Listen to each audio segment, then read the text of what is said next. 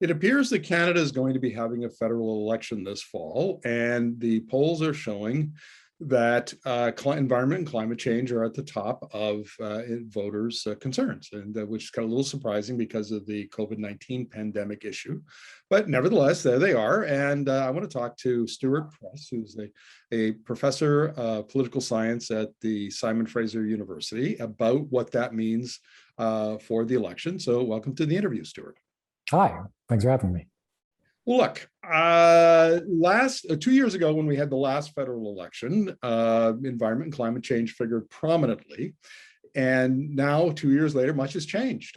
Climate change is a much bigger issue I think, because of extreme weather events. The energy transition is accelerated. I mean, disruptive changes all around us.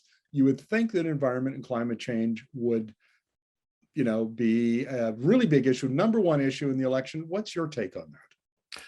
I think in the background, in a lot of voters' minds, it is something that they're really looking for. They're looking for parties to have a concrete plan and to have looking for parties that have some bona fides on the issue. And I think this has become a real problem for parties such as the Conservatives coming out of the last election, where it seemed pretty clear that they had some voters in their pockets in Alberta, Saskatchewan, voters that were a little skeptical about the severity of the environmental threat. But other voters had really not connected with the plans they were offering at all. So in the intervening years, the Conservatives are trying to beef up their plans somewhat, but they haven't really managed to cross that credibility gap, which creates this real opportunity for the Liberals and a real problem for the Conservatives, their chief opponents. Well, let's talk about some of the parties on the left. The Green Party in 2019 wanted to put Canada on a war footing to combat climate change. And because of a leadership crisis, all of their environmental policies seem to be taking a back seat to that. What do you think that they can pull it together for the election? To be honest, I'm a little skeptical. They have picked the worst possible time to have an existential leadership crisis, where the party seems bent at this upper leadership level of really tearing itself down to establish some sort of supremacy in terms of who is in control, actually the central office of the party or the party's chosen leader, and the two sides are nowhere near any kind of compromise understanding.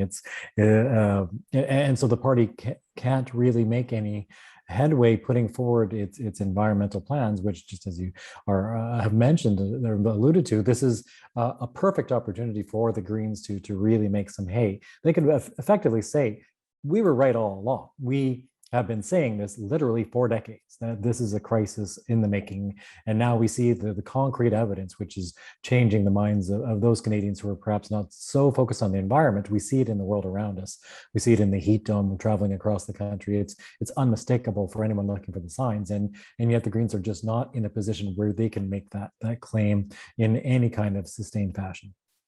Well, let's talk about the NDP for a moment. I'm fascinated by the way Jagmeet Singh he's actually got the party up around 20% in the polls, which, I've been around for enough of these elections. That's generally where they sit federally.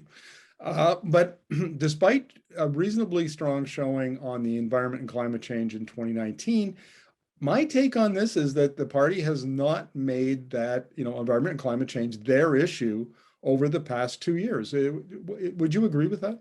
Well, I think they are trying to find ways to stake out some space and some reliable positions on the issue, looking to call on the government to strengthen targets for when we're going to cut emissions by and how much, and so calling for hard targets. But they're in, again, a bit of a difficult position because, as with a number of other issues, the Liberals have tended to position themselves and govern in a way that doesn't leave the NDP a lot of room to maneuver. They have tended to occupy at least a rhetorical, and on some files, like in the environment, a concretely left of center, or I guess more hawkish position on the environment. So the NDP has had real difficulty trying to articulate themselves as a distinct alternative on the left from the Liberals, and not falling into saying the same things, only just a little bit more. So that seems like the kind of thing that they're doing. So that credibility gap, it's of a different kind, where the party seems to be taking the environment seriously. It's just hard to create its own identity on the issue. The Liberals have really placed a flag on environmental issues as a key topic. The fact that they have pushed for federal powers to regulate the emissions of carbon, that's one of those landmark things any federal government has done on environmental issues in the 21st century. So they have some real bona fides on that issue now, and I think the NDP has been struggling just to create their own space.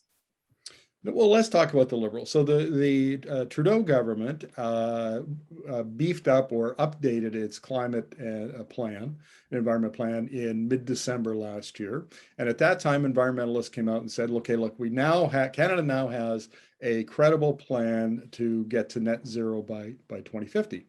And so it seems like, again, the Liberals have positioned themselves in the middle. Of course, some of the voters on the right are sniping at them because, they seem, complaining about the treatment of oil and gas, for instance, and pipelines.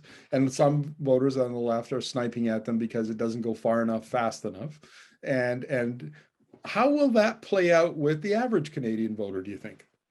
Well, I think they've found a fairly useful position on the issue, so that they have expended some real political capital to make it clear that they are taking these issues seriously. And then they've put in place a carbon backstop, carbon tax plan. They've been making strong signaling throughout the last couple of years that they also are not going to go too quickly. So they have invested in Trans Mountain. So it's clear that they're not going to completely undermine industries along the way. And for those who are looking for really rapid action on climate change, those kinds of signals are perhaps worrisome. And for those who look with a skeptical eye, it doesn't really matter what the Liberals will say on this issue. They're probably not going to vote for them at this point. And I think the Liberals have realized that. But that combination of sort of environmental stewardship and economic stewardship works well with the typical kind of centrist voter that they really need to appeal to in places like downtown Toronto, downtown Vancouver, where there are just so many votes to be had. And it doesn't mean the Liberals are a shoo-in here. If they do drop the writ or draw up the writs, whichever metaphor you like,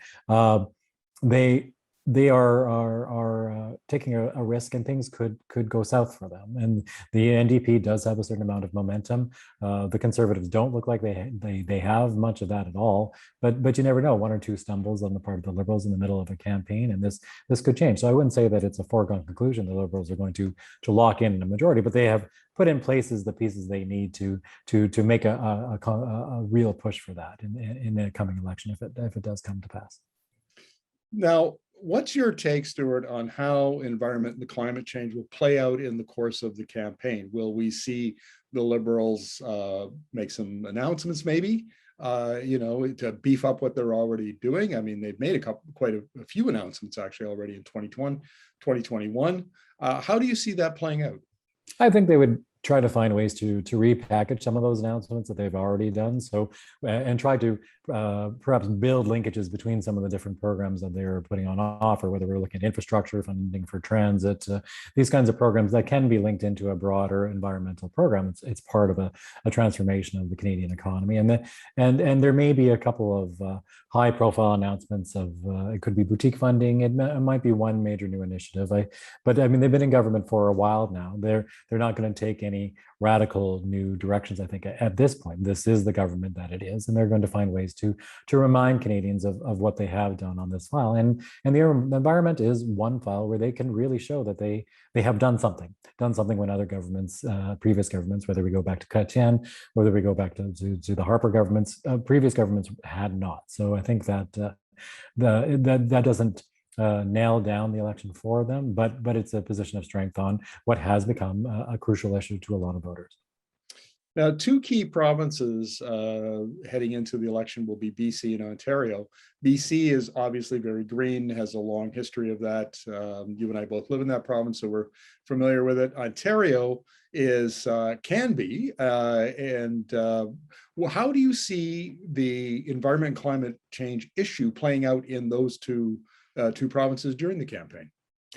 Well, in BC, we have a couple of different environmental issues. So we do have concern around climate. We also have some other specific issues with regard to old growth logging and protection of the environment as well. So I would not be surprised if the Liberals would make a couple of announcements, perhaps to protect additional tracts of forest. We've seen them do that before, and to create essentially some environmental momentum, if you will, on those issues. So we'd be looking for those announcements, and then really in a number of ridings in BC, a three-cornered contest where we will see some attempts by the NDP and the Conservatives alike to outbid the Liberals in different ways. And so there'll be battleground ridings in those sort of the lower mainland, the ex-urban areas where the city meets the town, meets the country, and essentially the city continues to expand outward in the lower mainland. And that would be, I think, some of the crucial places where we can expect to see this play out. And so promises of funding for transit, promises for funding of infrastructure development in these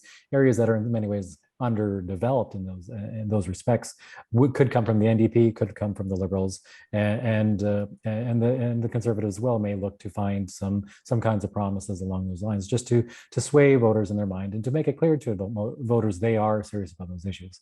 In Ontario, there is just a similar kind of dynamic in the ex-urban areas around Toronto, around the Golden Horseshoe. I expect we would see similar sorts of campaigns to try to win over those voters who are not committed to one party or another, where there are these two and three-cornered contests where just a slight goosing of the numbers can be enough to tip the scales in their favor. And so those are the kinds of writings that I think we need to watch, because that's where this election is likely going to be determined.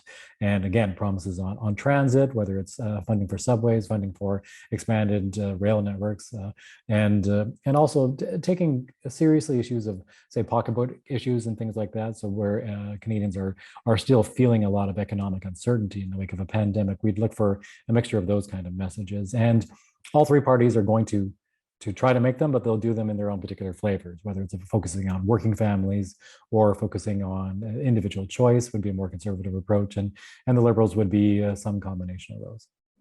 Well, Stewart, thank you very much for this. Always appreciate your insights. Oh, always a pleasure. Thank you.